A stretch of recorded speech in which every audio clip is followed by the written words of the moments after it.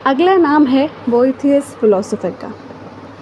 सोचिए, एक रोमन विद्वान जिन्हें अपनी ज़िंदगी के आखिरी साल जेल में गुजारने पड़े। वहीं बैठकर उन्होंने अपनी सबसे फेमस किताब लिखी, द कंसोलेशन ऑफ फिलोसफी, जिसका हिंदी अर्थ होता है दार्शनिक सांत्वना। यानी जब ज़िंदगी ने सबसे ज़्यादा दर्द दिया तब उन्होंने फ़िलॉसफ़ी को अपना सहारा बनाया। अब उनके मुख्य विचार के बारे में समझ लेते हैं। पहला उन्होंने कहा है फॉर्च्यून और सफ़रिंग के बारे में। फॉर्च्यून मतलब लक, अच्छी चीज़ें, सफ़रिंग मतलब दुख। तो इससे रिलेटेड उन्होंने क्या कहा है कि ज़िंदगी में खुशी और गम आते जाते रहते हैं। ये व्हील ऑफ फॉर्च्यून जैसा है, कभी ऊपर तो कभी नीचे, कोई भी सिचुएशन स्थायी नहीं है।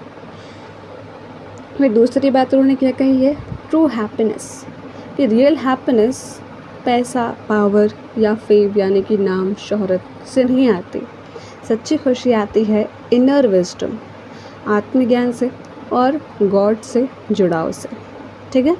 फिर तीसरा, फ़िलॉसफ़ी एज अ गाइड। उन्होंने कहा है कि जेल में उन्होंने फ़िलॉसफ़ी को एक दयालु महिला की तरह इमेजिन किया जो उन्हें समझा रही थी कि बैड टाइम्स आर टेम्परेरी, मतलब बुरा समय भी ज़्यादा समय तक नहीं टिकेगा। अगर इसको नॉर्मल में कहें तो, या अगर प्रॉपर हिंदी में कहें तो ये कि बुरा समय भी अस्थायी है, कि ज़्यादा समय तक नहीं टिकेगा, लेकिन ट्रुथ और विजडम, सच्चाई और जो बुद्धिमत्ता है वो हमेशा रहती है।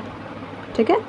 फिर उसके बाद है गॉड और फ्री विल के बारे में उन्होंने कहा है कि उन्होंने यह सवाल उठाया कि अगर गॉड सब जानते हैं तो क्या इंसान के पास कोई फ्री विल है कि वो अपने अनुसार कुछ कर सके।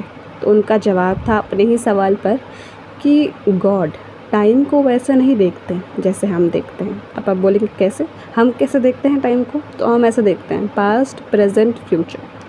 तो मेजॉरिटी ऑफ द टाइम या तो हम पास्ट में रहते हैं या फ्यूचर में रहते हैं, कुछ समय हम प्रेजेंट में रहते हैं। लेकिन गॉड के लिए सब कुछ एक साथ प्रेजेंट है, पास्ट और फ्यूचर में ज़्यादा नहीं रहते। फिर इनकी फ़िलॉसफ़ी का इम्पैक्ट क्या हुआ कि उनकी किताब कंसोलेशन ऑफ फिलॉसफी जो उन्होंने जेल में लिखी थी, ये मिडिल एजेस की यानी कि उस समय की सबसे पढ़ी जाने वाली किताब थी। उन्होंने क्रिश्चियन थियोलॉजी, हमने क्रिश्चियन थियोलॉजी भी पिछले वीडियोस में डिस्कस किया है, सेंट ऑगस्टीन से रिलेटेड, है ना, और ग्रीक फ़िलॉसफ़ी को मिलाने की कोशिश की। यानी कि क्रिश्चियन थियोलॉजी और ग्रीक फ़िलॉसफ़ी को मिलाकर अपने एक खुद का फ़िलॉसफ़ी प्रेजेंट किया। और डांटे और चौकर जैसे राइटर्स भी इनकी किताबें पढ़ते थे और उन पर इन बातों का ज़्यादा असर दिखाई पड़ा है। तो अगर सिंपल कहें तो क्या हम सीखते हैं आज की वीडियो से या इनकी फ़िलॉसफ़ी से कि कोई भी सिचुएशन लाइफ में परमानेंट नहीं है, हर चीज़ टेम्परेरी है और असली खुशी अंदर के इनर नॉलेज से आती है, इनर विजडम कहेंगे उसे, और साथ में गॉड से जुड़ाव से। फिर तीसरी बात कि जब भी बुरा समय हो तो फ़िलॉसफ़ी एक ऐसी दोस्त है जो आपके अंधेरे समय को भी रोशनी कर दे। अब आप बोलेंगे ऐसा नहीं है कि हमने पिछले वीडियोज़ में अलग अलग चीज़ें डिस्कस की है जो हमें नहीं लगता सही है, जो फ़िलॉसफ़ी में लिखी गई है लोगों द्वारा। तो अगेन, जैसे कि हर वीडियो में हम डिस्कस करते हैं कि डिफरेंट लोग हैं तो डिफरेंट ओपिनियंस तो होंगे ही फ़िलॉसफ़ी को लेकर या किसी भी एक चीज़ को लेकर।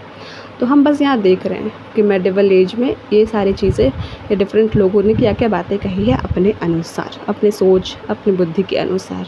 तो उनको वैसे ही देखना है कि अच्छा ठीक है, इन्होंने ये कहा था, बस